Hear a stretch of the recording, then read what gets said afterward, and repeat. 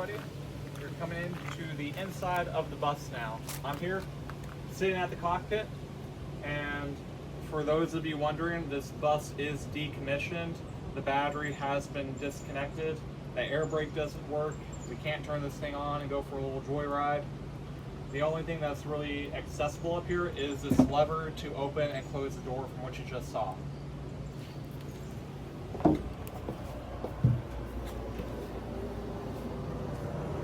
And looking up top, you can see that they have some nice shelving area for their books, some pictures hanging up, the guitar. Very nicely done. The craftsmanship is amazing.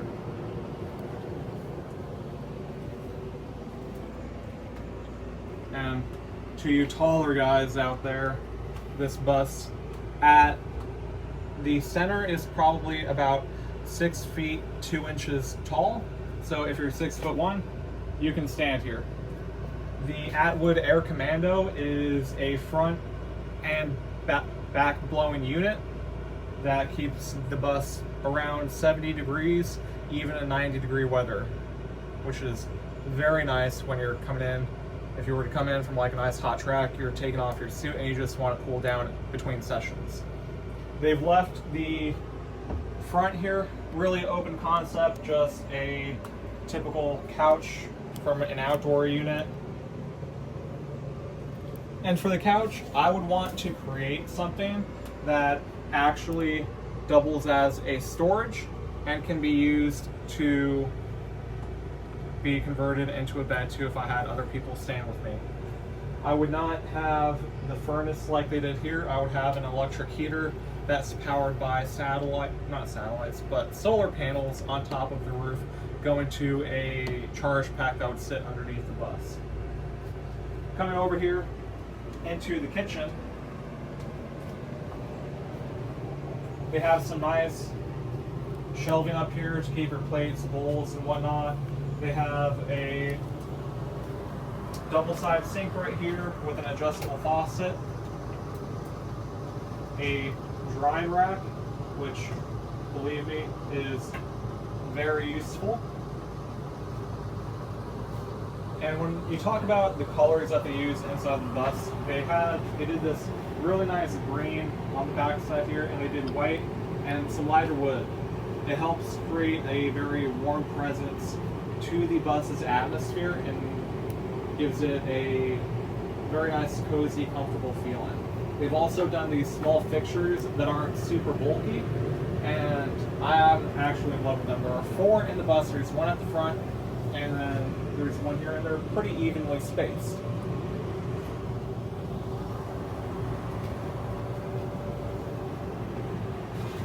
Going around to the side, you can see a fridge that they actually made a cubby to sit in. It's elevated off the ground probably by like a foot, but it's a nice size, has a freezer in it.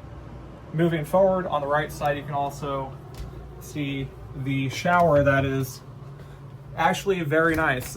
The water tank on here can shower 2 people really well.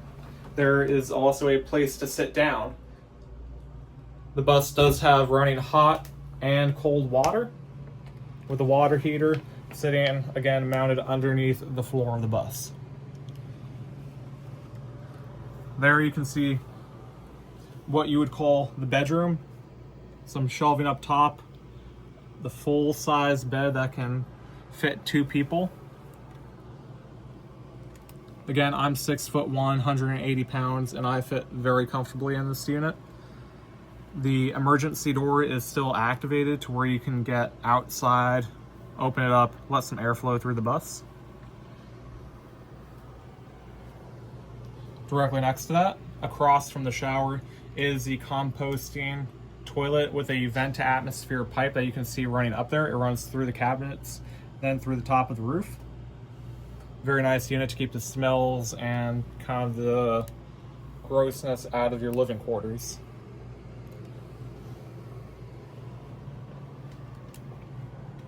Walking down through the other side of the bus now, you can see the cabinet space or closet space here, where you can hang up clothes, store towels, sheets.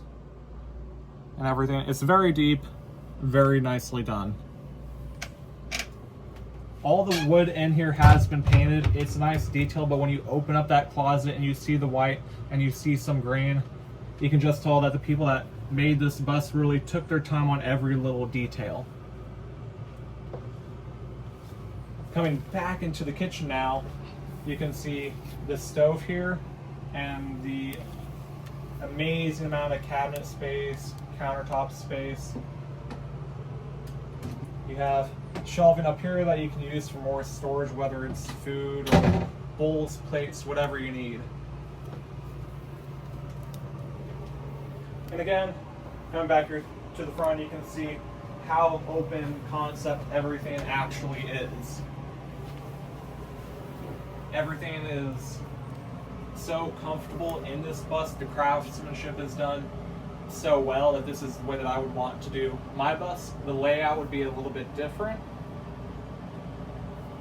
but when you're talking about Skoolie Airbnbs compared to RVs, I would much rather take the time and the money to build something that's going to suit me. It may be a one-of-one, but it suits me for what I need at the track, going on camping trips, and something that could honestly maybe even last me a lifetime. Because when you're building track cars, when you're modifying your own car, you learn to do things on the road. You learn to do things on the side of the track, in the paddock, whether it's a broken axle, whether it's a broken serpentine belt, or even something of like replacing a transmission at the track. You know, we've all helped somebody do it along the way, and doing it on the side of the highway to me isn't any different. If I owned a $100,000 RV that I had to take into a special shop that's 500 miles away, one, how am I going to get it to that shop, and do I know what parts are going to be used for it?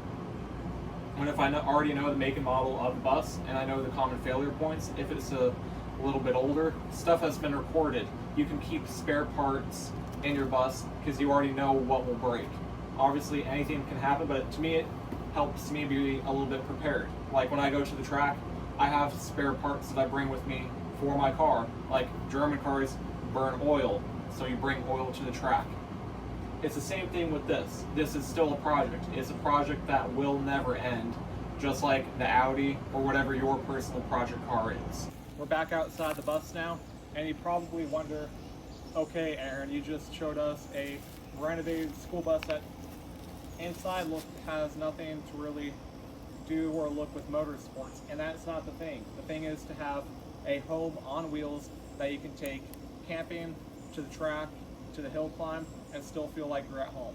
Something that I could work on remotely out of, whether I'm traveling to Pikes Peak like I want to in the future, Mount Washington, or going to California to drive Laguna Seca. I could do it in something like this. Coming to the back here, the type of trailer that I would want to get is very simple.